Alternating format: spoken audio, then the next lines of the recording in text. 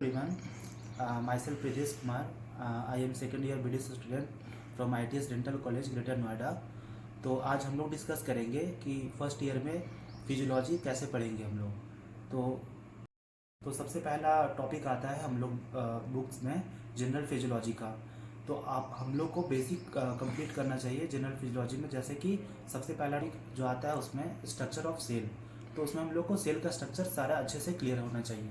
कौन सा structure cell के अंदर रहता है, उसका फंक्शन क्या है, ये हमको बेसिक कंप्लीट कर लेना चाहिए ताकि आगे चल के हमको फिजियोलॉजी में दिक्कत ना आए। सेकंड, हम लोग को जनरल फिजियोलॉजी में जो सबसे इंपॉर्टेंट टॉपिक आता है वो होता है ट्रांसपोर्ट ऑफ। टॉपिक जो हम लोग को बहुत अच्छे से करना है वो है ट्रांसपोर्ट। ट्रांसपोर्ट जो है वो बहुत इंपॉर्टेंट है। आगे चल के हम लोग को पढ़ना पड़ेगा एक्टिव ट्रांसपोर्ट क्या होता है, एसिड ट्रांसपोर्ट क्या होता है। तो अगर पहले से ही हम लोग को ये टॉपिक क्लियर रहेंगे तो आगे हम लोग को प्रॉब्लम नहीं आएगी। और थर्ड जो सबसे इंपॉर्टेंट टॉपिक जनरल फिजियोलॉजी के अंदर आता है वो होता है मेम्ब्रेन पोटेंशियल। क्योंकि नर्व का इम्पल्स जब हम लोग पढ़ेंगे कि किस तरह से सिग्नल कंडक्शन होता है, तो उसमें हम लोग को trans membrane potential, action potential, ये सब आना चाहिए। तो अगर बेसिक कंप्लीट होगा तो आपको आगे जाके फिजियोलॉजी में प्रॉब्लम्स नहीं आएगी।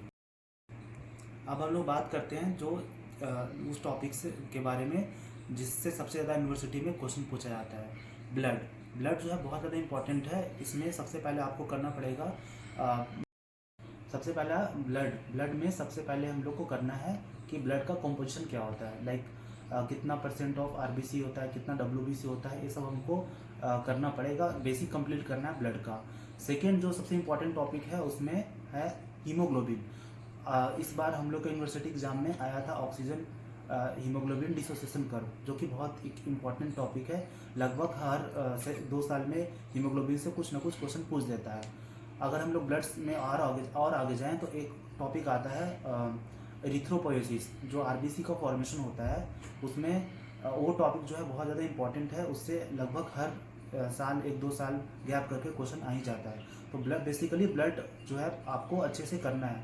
और अगर आपका 11th-12th बायोलॉजी अगर बेसिक अच्छा है तो आपको जनरल फिजियोलॉजी का ब्लड पढ़ने में कोई आपको दिक्कत नहीं आएगी। बस हम लोग ब्लड के डिजीज में बात करें तो एक डिजीज, 2 डिजीज जो बहुत इंपॉर्टेंट आता है, बहुत बहुत बार पूछा गया यूनिवर्सिटी एग्जाम में। वो एक है जॉन्डिस एंड दूसरा इज अनीमिया। ये आपको अच्छे से करना है। और कितना अनीमिया क्यों कॉज होता है, पॉजिटिव फैक्टर्स दोनों डिजीज़ का, ये सब आपको करना पड़ेगा।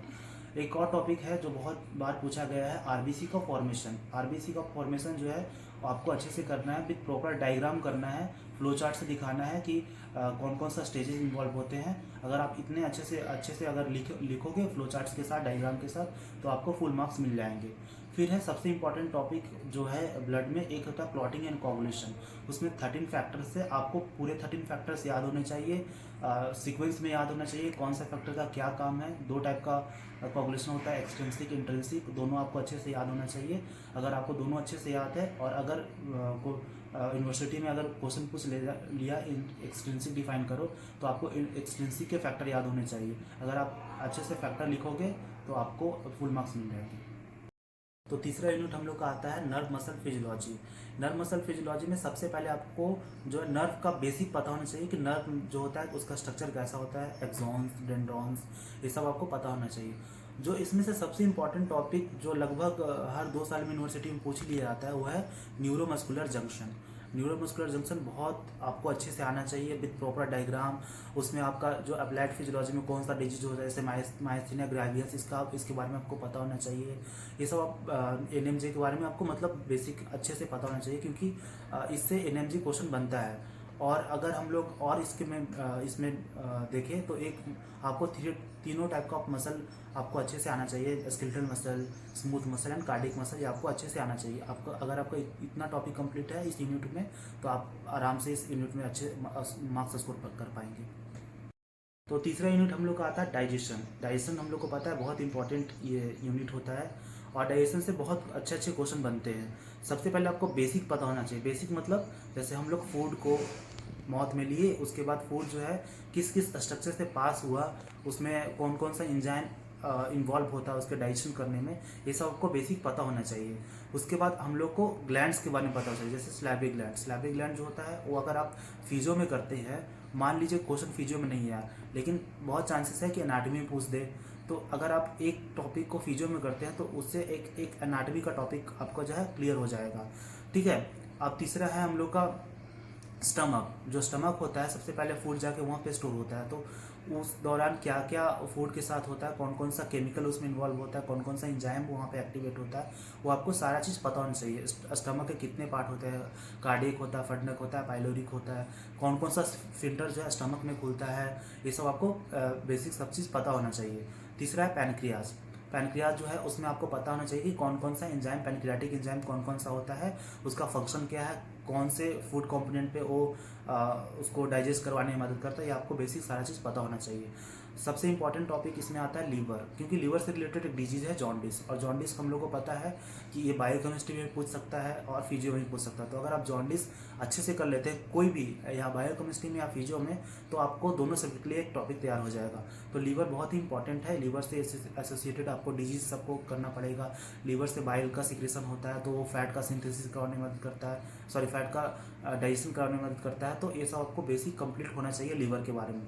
स्मॉल इंटेस्टाइन, क्योंकि मैक्सिमम एब्जॉर्प्शन स्मॉल इंटेस्टाइन में होता है, तो इसलिए आपको स्मॉल इंटेस्टाइन के कितने पार्ट होते हैं, कौन से पार्ट में कहाँ पे मैक्सिमम एब्जॉर्प्शन कहाँ होता है, कहाँ पे ज़्यादा इंजाइम, कहाँ कौन से पार्ट पे ज़्यादा इंजाइम का सिक्रेशन होता है, ये आपको बेसिक सारा चीज़ कंप्लीट होना चाहिए। कौन सा इंजाइम किस फूड कंपोनेंट को कहाँ पे ब्रेक करता है, ये आपको पता होना चाहिए। और एक एक एडिशनल टॉपिक आपको ये करना है कि अगर हम लोग कोई फूड ले रहे हैं तो उस फूड में डिफरेंट कंपोनेंट्स होते हैं, जैसे कि प्रोटीन होता है, फैट होता है और कार्बोहाइड्रेट्स होता है। तो उसका जो ब्रेकडाउन होता है, मतलब कोई भी फूड कंपोनेंट का ब्रेकडाउन होता है तो किस किस स्ट्रक्चर से इन्वॉल्व होता है। मतलब जैसे हम लोग स्टार्च का बात करें तो स्टार्च का जो डाइजेशन होता है मौत से स्टार्ट हो जाता है, मौत से स्टार्ट होता है, उसके बाद फिर स्मॉल इंटेस्टाइन में जाके कंप्लीट होता है। उसी तरह से आपको हर फूड कंपोनेंट का डाइजेशन कहाँ पे हो रहा है, कहाँ कंप्लीट हो रहा है, कौन कौन सा एंजाइम इन्वॉल्व हो रहा है, उसमें आपको पूरी अच्छे तरीके से होना चाहिए, क्योंकि इससे क्वेश्चन आ जाता है कि कौन कौन सा एंजाइम कहाँ से सीक्रेट होता है और उसका क्या फंक्शन होता है। ये इंपॉर्टेंट कभी कभी आ जाता है। तो अगला यूनिट जो आप लोग को करना पड़ेगा वो है कार्डियोवैस्कुलर सिस्टम। तो कार्डियोवैस्कुलर सिस्टम बेसिकली आपको पता चल ही रहा है कि इसमें हम लोग को हार्ट के बारे में पढ़ना है। तो आपको बेसिक जो है हार्ट का पता होना चाहिए। मतलब बेसिक में क्या है, जैसे हार्ट में कितने चेम्बर्स होते हैं, आपको कंप्लीट उसका नॉलेज होना चाहिए। किस चेम्बर में किस टाइप का ब्लड आ रहा है, मतलब ऑक्सीजनेटेड कहाँ पे आ रहा है, डीऑक्सीजनेटेड कहाँ पे आ रहा है, ये आपको अच्छे से नॉलेज होना चाहिए। फिर है कि सर्कुलेशन, मतलब जैसे हार्ट में ब्लड आया, फिर वो सर्कुलेट होके कहाँ पे गया। जैसे डीऑक्सीनेटेड ब्लड है तो लंग्स के पास जाएगा, ऑक्सीजनेटेड ब्लड है तो वो इंटायर बॉडी के पास जाएगा। फिर उसमें कौन कौन सा आर्टरी, वेन्स कौन कौन सा इन्वॉल्व होता है सर्कुलेशन में, ये आपको सारा क्लियर होना चाहिए। दूसरा जो बहुत इंपॉर्टेंट टॉपिक जो यूनिवर्सिटी एग्जाम में आ जाता है वो है कार्डियक साइकिल। कार्डियक साइकिल में आपको सारा स्टेप, कितने फेजेज होते हैं, आपको सारा अच्छे से मतलब उसको करना है। उसके बाद उसका मैकेनिज्म होता है कार्डियक साइकिल का, तो रेगुलेशन ऑफ कार्डियक साइकिल ये बहुत अच्छे से आपको करना है। फिर है एक दो टॉपिक है जो कि उतना इंपॉर्टेंट नहीं है, फिर भी आप कर लीजिएगा सेफ साइड होने के लिए। एक है आपका हार्ट रेट और दूसरा है कार्डियक आउटपुट। ये भी बहुत इंपॉर्टेंट है। कार्डियक आउटपुट से हम लोग मेजर कर सकते हैं कि आपका जो हार्ट है वो नॉर्मल फंक्शन कर रहा है कि नहीं।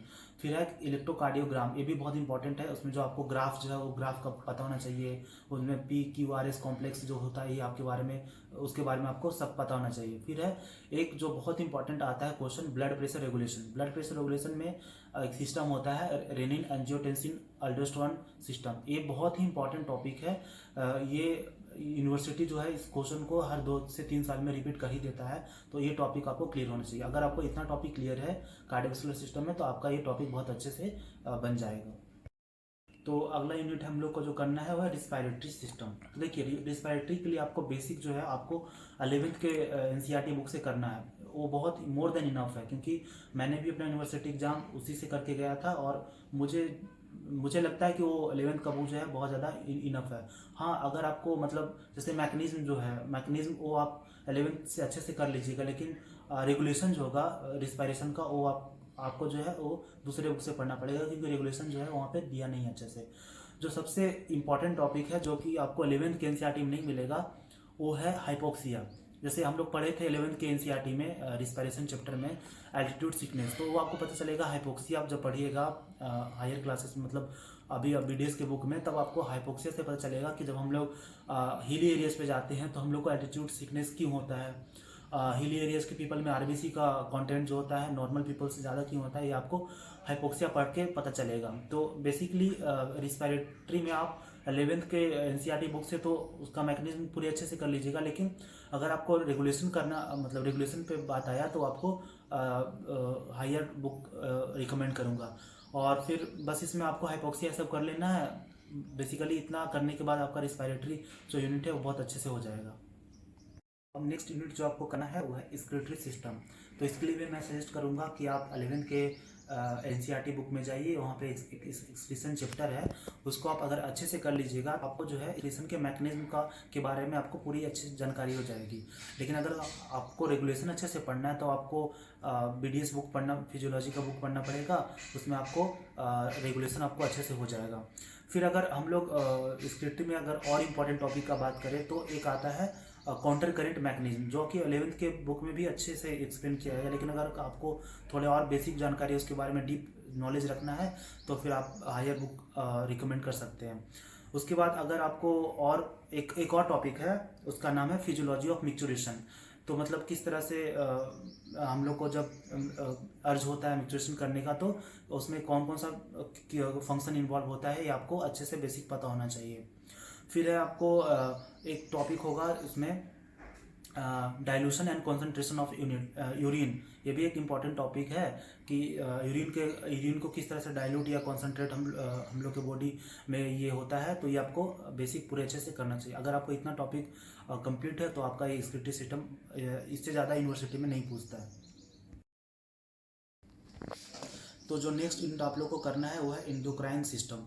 तो एंडोक्राइन सिस्टम बेसिकली आपको एक दो टॉपिक जो है वो अच्छे से करना है, क्योंकि यूनिवर्सिटी में ये रिपीटेड क्वेश्चन है कि एंडोक्राइन सिस्टम से यही क्वेश्चन पूछता है। एक है आपका पिट्यूटरी ग्लैंड। पिट्यूटरी ग्लैंड से कौन कौन सा हार्मोन सिक्रेट होता है, ये आपको पूरे अच्छे से आना चाहिए। नहीं तो अगर ये नहीं आया तो थायराइड ग्लैंड आ जाएगा, पैराथायराइड ग्लैंड आ जाएगा। पैराथायराइड ग्लैंड आपको अच्छे से करना है। ये इसलिए इम्पॉर्टेंट है क्योंकि ये जो है आपको विटामिन डी के एब्जॉर्प्शन में जो है पैराथायराइड ग्लैंड का जो इन्वॉल्वमेंट होता है। तो अगर आप पैराथायराइड ग्लैंड अच्छे से करते हैं तो आपको बायोकेमिस्ट्री का एक टॉपिक होगा वहाँ पे विटामिन डी, वो बहुत अच्छे से हो जाएगा। तो अगर आपको ये 3-4 टॉपिक अगर आपका इस यूनिट में अच्छा है तो आप इससे ज़्यादा यूनिवर्सिटी नहीं पूछता, इतना काफ़ी है। रिप्रोडक्शन। तो रिप्रोडक्शन जो है ये तो सबके लिए फेवरेट यूनिट होता है। रिप्रोडक्शन जो है इसमें आपको बेसिकली रिप्रोडक्शन में आपको fertilisation, implantation, pregnancy, embryo development और हाँ इतना नॉलेज आपको होना चाहिए। अगर आपको इतना नॉलेज है, और एक कॉन्ट्रासेप्टिक मेजर्स कौन कौन सा होता है, क्योंकि हम लोग का इस साल यूनिवर्सिटी में 2 नंबर में पूछा था कि वैसेक्टोमी क्या होता है। तो अगर आपने 12th का चैप्टर पढ़ा होगा कॉन्ट्रासेप्शन डिवाइसेस, तो उसमें आपको वैसेक्टोमी के बारे में अच्छे से आ रहा है। तो अगर आपको इतना टॉपिक कंप्लीट है रिप्रोडक्शन में तो इससे ज़्यादा नहीं आता यूनिवर्सिटी एग्जाम में, मोर देन इनफ है। तो सबसे लास्ट यूनिट जो है उसमें आएगा नर्वस सिस्टम, जो कि बहुत टफ यूनिट होता है। अगर आप छोड़ सकते हैं तो उससे कोई मतलब इससे ज़्यादा क्वेश्चन आता भी नहीं है। फिर भी 2-3 टॉपिक ऐसा है जो आपको अच्छे से कर लेना, जैसे कि एक साइनेप्स है और एक रिफ्लेक्स है। ये सब टॉपिक जो है ये कभी कभी यूनिवर्सिटी पूछ देता है। इससे अलावा ज़्यादा इस यूनिट से आता नहीं है, क्योंकि ये यूनिट बहुत हार्ड होता है, बच्चों को समझने में बहुत डिफ़िकल्टी होता है। तो ये हो गया। फिर कुछ ऐसे स्पेशल ऑर्गन्स होता है, जैसे कि आई हो गया, ईयर हो गया, नोज़, ये सब के बारे में आपको अच्छा नॉलेज होना चाहिए। क्योंकि कभी कभी यूनिवर्सिटी एग्जाम आई के बारे में पूछ देता है कि उसका फंक्शन क्या होता है, उसमें कौन कौन सा कॉम्पोनेंट होता है, रॉड सेल्स, कौन सेल्स, उसका फंक्शन क्या है, ये सब आपको बेसिकली सारा चीज़ को पता होना चाहिए, डिफरेंसेस पता होना चाहिए rod cell and cone cells में। तो अगर आप इतना कर लीजिएगा तो आपका फिजियोलॉजी आराम से हो जाएगा। सबसे ज़्यादा स्टूडेंट को प्रॉब्लम होती है कि उनको बुक का लैंग्वेज समझ नहीं आता, क्योंकि वो डिफ़िकल्ट होता है। तो अगर आप शुरू से ही नोट्स बना रहे हो अपना, तो उससे क्या होता है कि आपको अपना लैंग्वेज मतलब आप जो जिस तरह से लिखे हैं तो आपको अच्छे से समझ में आएगा। तो अगर आप शुरू से नोट्स बनाते रहिएगा तो आपको जब यूनिवर्सिटी का एग्ज़ाम नज़दीक रहेगा तब वहाँ पे आपको जो है मतलब टेंशन नहीं होगा कि नोट्स नहीं मिल रहा है, नोट्स नहीं मिल रहा है। तो मैं यही रिकमेंड करूँगा कि आप शुरू से नोट्स बनाते रहिए, ताकि लास्ट मोमेंट पे जो आके आप बस एक बार नोट्स रिवाइज कर लीजिए और आराम से जाके यूनिवर्सिटी पेपर दीजिए। लास्ट मोमेंट पे ना रहे कि आपके पास नोट्स नहीं है तो आप पढ़ नहीं रहे हैं। तो मैं रिकमेंड करूंगा कि आप शुरू से सारे टॉपिक पे नोट्स बनाते चलिए, जितना भी इंपॉर्टेंट टॉपिक है उस पर तो कम से कम आप बना ही लीजिए नोट्स। उसी से आपके नोट्स से ही क्वेश्चन आ जाएंगे। अगर आपको कंटेंट पसंद आया तो आप इस चैनल को सब्सक्राइब कर सकते हैं। Thank you.